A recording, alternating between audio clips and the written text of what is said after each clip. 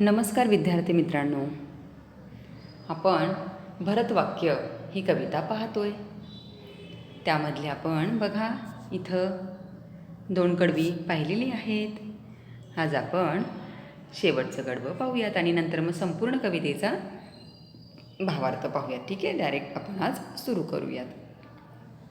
बघा, संत कवी मोरोपंत काय म्हणतात पुढे. मुके हरी वसो तुझी कुशल धाम नामावली, क्षणात पुरविल जी सकल कामना मावली. कृपा करीशी तू जगत्रय निवास दासावरी, तशी प्रगट हे निजाश्रित जना सदा सावरी. प्रथमतः आपण शब्दांचा अर्थ पाहूयात. मुखी हरी म्हणजे काय. मुखी म्हणजे तोंडात, हरी म्हणजे देवाचे नामस्मरण. वसो म्हणजे राहू दे, वस्ती करू दे, तुझी कुशल धाम नामावली. बघा, म्हणजे या ठिकाणी काय सांगतायत बघा कवी मोरोपंत. मुखी हरी वसो तुझी कुशल धाम नामावली, क्षणात पुरविल जी सकल कामना मावली. कुशलधाम म्हणजे कल्याणाचे घर. कुशलधाम म्हणजे काय, कल्याणाचे घर. वसो म्हणजे राहू दे, वस्ती करू दे. बघा, कुशलधाम म्हणजे कल्याणाचे घर. ठीक आहे. क्षणात पुरविल जी सकल कामना, सकल सर्व, पुढे कामना इच्छा आकांक्षा, मावली म्हणजे मनात असणारी. बघा, इथं प्रत्येक शब्दाचा अर्थ लक्षात घेत जावा. धाम म्हणजे घर, धाम म्हणजे घर. ठीक आहे. निज म्हणजे स्वतःचे, स्वकीय. कुशल धाम नामावली, क्षणात पुरविल जी सकल कामना मावली, कृपा करीशी तू. हे आपण नंतर पाहतात. ह्या 2 ओळींचा अर्थ बघूयात. हे देवा, तुझे नाम माझ्या मुखातून सदैव येत राहो. कुशलधाम नामावली. बघा, कल्याणाचे घर म्हणजेच तुझं नाम जिथं राहतंय. बघा, ती म्हणजे माझ्या मुखातून ते सदैव येत राहो. मुखी हरी वसो नाम कुशल धाम नामावली.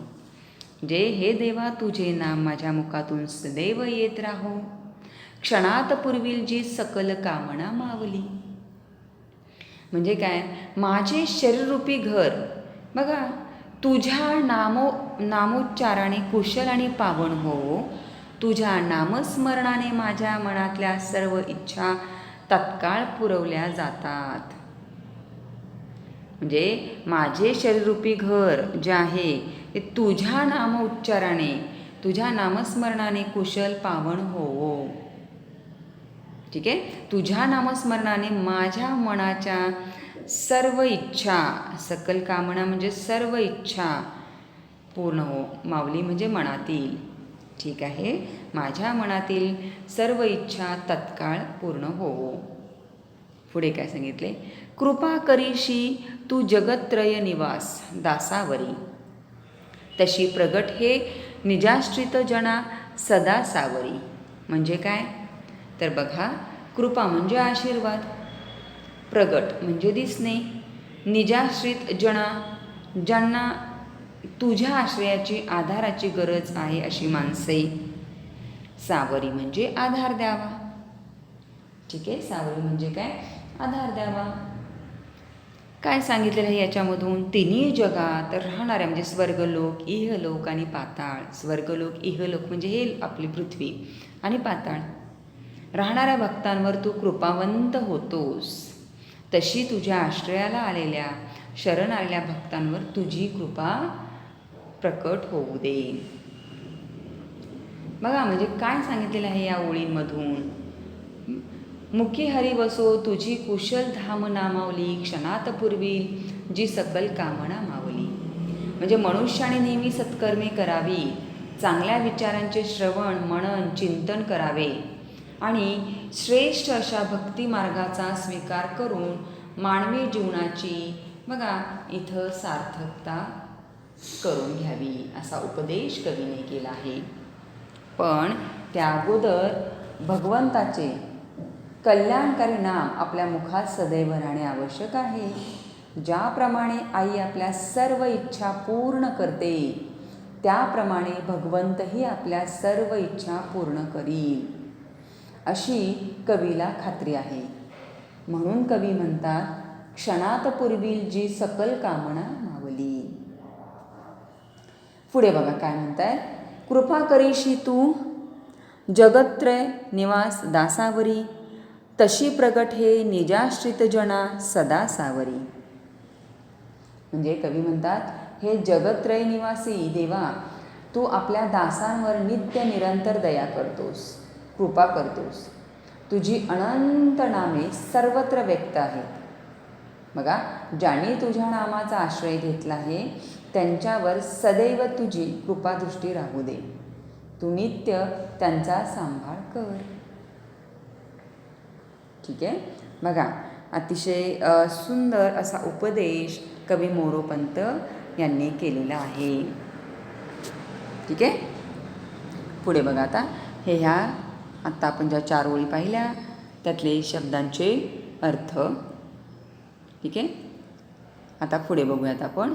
बघा, सत्प्रवृत्त व्यक्तींची तुम्हाला जाणवलेली वैशिष्ट्ये तुमच्या शब्दात लिहा. बघा, सत्प्रवृत्त व्यक्ती म्हणजे साधू, पुरुष, सज्जन, महात्मा ही माणसे प्रवृत्तीने सच्ची असतात.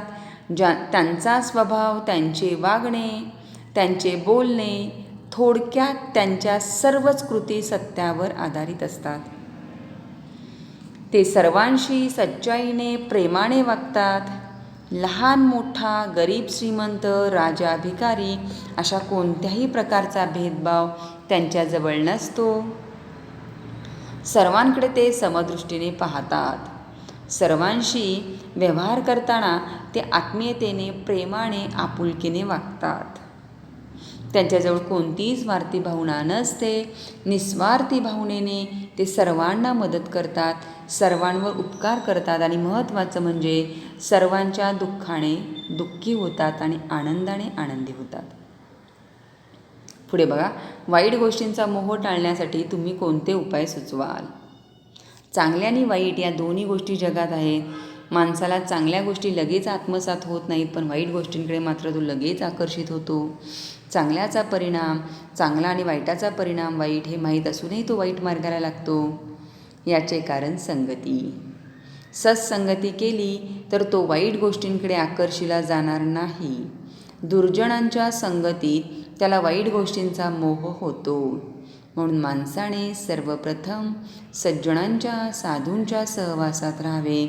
चांगल्या गोष्टी कानाने ऐकाव्यात, म्हणजे वाईट गोष्टींचा मोह होणार नाही. तसेच सद्ग्रंथांचे वाचन करावे.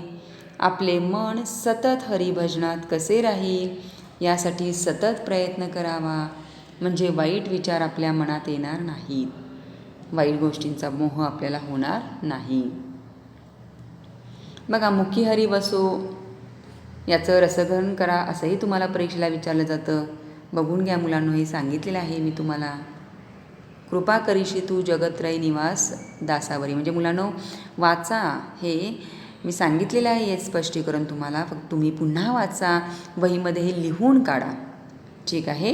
आता पुढे बघा मुलांनो, आपल्या ज्या कविता आहेत, प्रत्येक कवितेचं मी तुम्हाला नंतर देणारच आहे. आता हे भरत वाक्य या कवितेचं बघा, तुम्हाला बोर्डाला प्रश्न देतात आणि म्हणजे कृती देतात आणि कवितेची नावं देतात. मग 2 नावं असतात, 2 पैकी एखाद्या कवितेवरती तुम्ही म्हणजे एका कवितेवरती तुम्ही ती जी कृती आहे ती सोडवायची असते. ती तुम्हाला माहिती आहे कृती कशा पद्धतीची असते. बघा, आता उदाहरणार्थ भरतवाक्य ही कविता आपण पाहतोय. ठीक आहे. प्रस्तुत कवितेचे कवी, म्हणजे तुम्हाला इथं कवितेचे पाठांतर असणं गरजेचं आहे. ठीक आहे. मोरोपंत. कवितेचा रचना प्रकार तो काही विचारत नाही, लक्षात ठेवा. आर्या. कवितेचा काव्यसंग्रह म्हणजे कुठूनही कविता घेतलेली आहे ते माहिती असलं पाहिजे. केकावली. कवितेचा विषय अतिशय महत्त्वाचा भाग, सज्जन माणसांचे महत्त्व. कवितेतून व्यक्त होणारा स्थायी भाव हेही माहिती पाहिजे. सज्जन माणसाच्या सहवासात राहणे सुखकारक असते. कवीची लेखन वैशिष्ट्ये. बघा, ही कविता आर्या या वृत्तात लिहिलेली आहे. ठीक आहे. कर्णमधुर चाल आहे. सुजनवाक्य, सदंघ्री कमळी, कूजन विघ्न बाधा, म्हणजे जे असे मोठमोठे शब्द आहेत ते संस्कृत प्रचूर शब्द आहेत. अशा शब्दांनी भारदस्तपणा येतो. त्याचबरोबर घडो, पडो, जडो, बघा मुरडिता, इटाने, ढळो यांसारखे अस्सल मराठी शब्दही या कवितेत आढळतात. त्यामुळे जो आशय आहे तो सामान्य लोकांपर्यंत पोहोचवण्यास मदत होते. पुन्हा यमक प्रधानता आहे कवितेमध्ये. ठीक आहे, नादमयता निर्माण झाली आहे. ठीक आहे, आता कवितेची मध्यवर्ती कल्पना, आता हा महत्त्वाचा भाग आहे. हे तुम्हाला विचारतात प्रश्न. माणसाने नेहमी, हे सांगितलेलंच आहे मी तुम्हाला, सज्जन माणसांच्या संगतीत राहावे, सुवचनांमध्ये सांगितलेले विचार अंगीकारावे आणि त्यानुसार वागावे, खोटा अभिमान न बाळगता व मोहाला बळी न पडता सत्कर्म करून भक्तिमार्गाचा अवलंब करावा. हा मोरोपंतांनी केलेला उपदेश कवितेच्या केंद्रस्थानी आहे. कवितेतून व्यक्त होणारा विचार, माणसाने सतत परमेश्वराचे नामस्मरण करावे, दुराभिमान, गर्विष्ठपणा, वाईट विचार आपल्या मनातून नष्ट झाले पाहिजेत, चांगल्या विचारांचे वळण लागावे असे मोरोपंत इच्छा व्यक्त करतात. चांगले वागणे म्हणजे काय हे समजावून घेण्यासाठी सदोतीस सज्जनांच्या संगतीत राहावे, लोकांनी सज्जनांचे वागणे, त्यांचे बोलणे, त्यांचे विचार अंगीकारावे, हा विचार या कवितेत मांडला आहे. कवितेतील आवडलेली ओळ, तुम्हाला जी आवडलेली असेल ती तुम्ही लिहा. ठीक आहे, इथं ह्या ओळी दिलेल्या आहेत. कविता आवडण्याची वा न आवडण्याची कारणे. ही कविता साहजिकच आहे, आवडणारीच आहे, कारण लहानपणापासून ते ऐकत आपण आलेलो असतो. ओळी ज्या आहेत त्या बघा, सुसंगती सदा घडो, सुजन वागते कानी पडो. ठीक आहे, म्हणजे कवितेत चांगले वागण्याचा सल्ला दिला आहे, पण चांगले काय हे सुद्धा सोप्या पद्धतीने सांगितलेले आहे. सज्जन माणूस जसे वागतो, बोलतो, विचार करतो तसे म्हणजे चांगले, इतकी सोपी कल्पना वापरून कवींनी आपले म्हणणे मांडलेले आहे. आणि कवितेतून मिळणारा संदेश शेवटी महत्त्वाचा आहे बघा. नेहमी संत सज्जनांच्या संगतीत राहिले पाहिजे, त्यांच्या सहवासामुळे चांगले वागण्याचे दर्शन घडते, त्यांच्याप्रमाणे वागण्याची प्रेरणा मिळते, त्यांच्या विचारांसारखे विचार आपण अंगीकारू लागतो. तसेच नेहमी देवाचे नामस्मरण करीत राहावे, म्हणजे वाईट कल्पना, वाईट विचार आपल्या मनाला शिवत नाहीत, आपल्या मनामध्ये येत नाही. तर मुलांनो, हे सगळं तुम्ही वाचा, नीट समजून घ्या, तुम्हाला समजलेलं असणारच आहे. वहीमध्ये ते लिहून काढा. ठीक आहे, तर इथं आपली ही कविता संपलेली आहे. ठीक आहे, या ठिकाणी आपण थांबूयात. मुलांनो, याच्यासोबत जो तुम्हाला स्वाध्याय पाठवलेला आहे तो तुम्ही आम्हाला काय करायचं आहे, सोडवून पाठवायचा आहे. ठीक आहे, थांबूयात या ठिकाणी.